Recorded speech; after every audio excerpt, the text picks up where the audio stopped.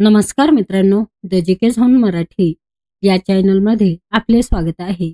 आज आपण 15 ऑक्टोबर 2025च्या चालू घडामोडी पाहणार आहोत. चला तर सुरू करूया.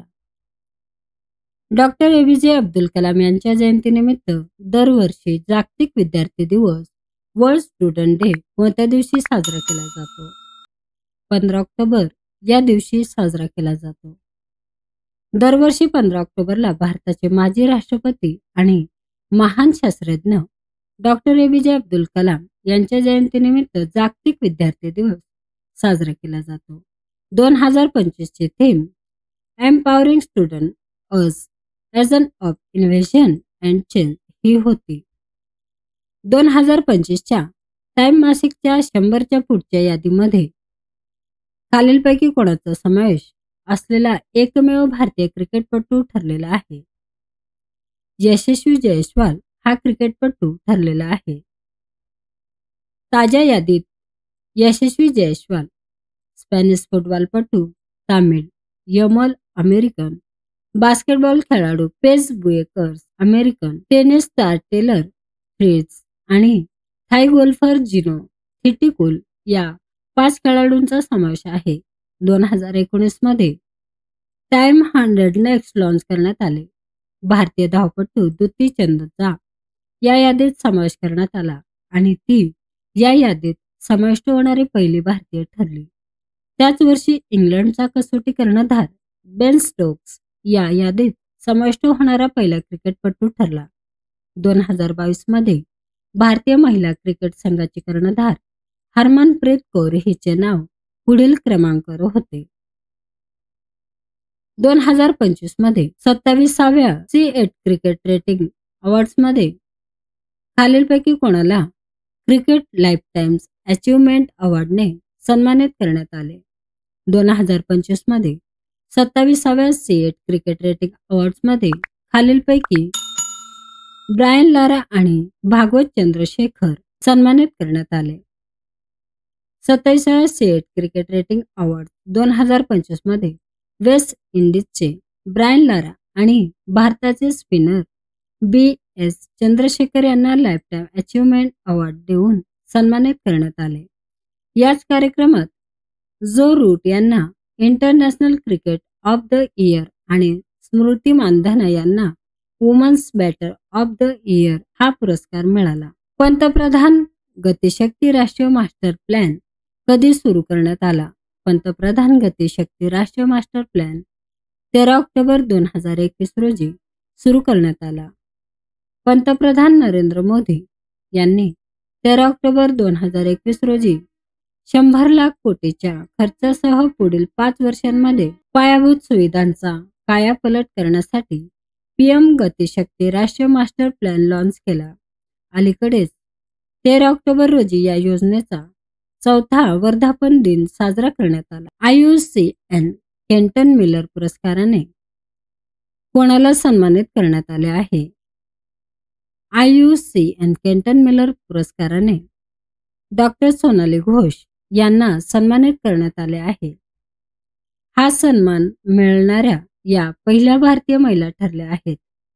त्या काझीरंगा राष्ट्रीय उद्यान आणि व्याघ्र प्रकल्पाचे क्षेत्र संचालक आहेत.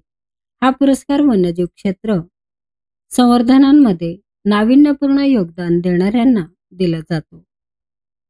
फेअर सेफ फोरसॅट ही निश्चित हवाई भाडे योजना कोणत्या एअरलाईनने सुरू केली आहे, जी हवाई प्रवासातील दरांच्या चढउतारांचा ताण कमी करण्यासाठी आहे? फेअर सेफ फोरसॅट ही निश्चित हवाई भाडे योजना अलायन्स एअर या एअरलाइन्सने सुरू केली आहे. केंद्रीय मंत्री राममोहन नायडू यांनी ही योजना लॉन्च केली आहे, परंतु ती सरकारी मालकीची प्रादेशिक एअरलाइन्स अलायन्स एअरने सुरू केली आहे. या योजनेचा उद्देश टियर 2 आणि टियर 3 शहरांमध्ये परवडणाऱ्या आणि अंदाज लावता येण्याजोग्या दरात हवाई प्रवास उपलब्ध करून देणे आहे. नुकतेच 12,000 वर्षापूर्वीचे मानवी चेहऱ्याचे कोरीव काम असलेले स्तंभ कोठे सापडले आहे? तुर्की येथे सापडले आहे. तुर्की या देशातील कराहन तेपे या पुरातत्व स्थळावर उत्खननादरम्यान टी आकाराच्या स्तंभावर मानवी चेहऱ्याची नक्षी असलेली 12,000 वर्षापूर्वीची कलाकृती आढळली आहे. या नक्षीमध्ये खोल डोळे आणि रुंद नाक दिसत आहे, जे मानवी चेहऱ्याची आकृती दर्शवते. तुर्कीला युरोपाचा मरीज असेही म्हटले जाते. कोणत्या आंतरराष्ट्रीय फिनटेक कंपनीने भारताच्या UPIला आपल्या पेपल वर्ल्ड प्लॅटफॉर्मवर पहिला जागतिक पेमेंट सिस्टीम भागीदार बनवला आहे? पेपल या आंतरराष्ट्रीय फिनटेक कंपनीने भारताच्या UPIला आपल्या पेपल वर्ल्ड प्लॅटफॉर्मवर पहिला जागतिक पेमेंट सिस्टीम भागीदार बनवला आहे. पेपल या अमेरिकन फिनटेक कंपनीने भारताच्या UPIला युनिफाईड पेमेंट इंटरफेस आपल्या पेपल वर्ल्ड प्लॅटफॉर्मवर पहिला जागतिक पेमेंट सिस्टीम भागीदार बनवला आहे. यामुळे भारतीय ग्राहक आता आंतरराष्ट्रीय ऑनलाईन स्टोअरवर पेमेंट करण्यासाठी त्यांच्या UPI खात्याचा वापर करू शकतील. UPI हे NPCI द्वारे 2016 मध्ये तयार करण्यात आले होते. वन्यजीव संरक्षण अधिनियमन 1972 मध्ये सुधारणा करणारे पहिले भारतीय राज्य कोणते आहे, ज्याचा उद्देश मानव वन्यजीव संघर्ष कमी करणे आहे? केरळ हे राज्य आहे. राज्य सरकारने वाढत्या मानव वन्यजीव संघर्ष कमी करण्याच्या उद्देशाने हे विधेयक मंजूर केले. या विधेयकामुळे राज्य सरकारला विशिष्ट क्षेत्रात आणि विशिष्ट वेळेसाठी वन्यजीवांना पीडक, जंतू किंवा हिंसक म्हणून घोषित करण्याचे अधिकार मिळू शकतात. सध्या ही शक्ती केंद्र सरकारकडे आहे.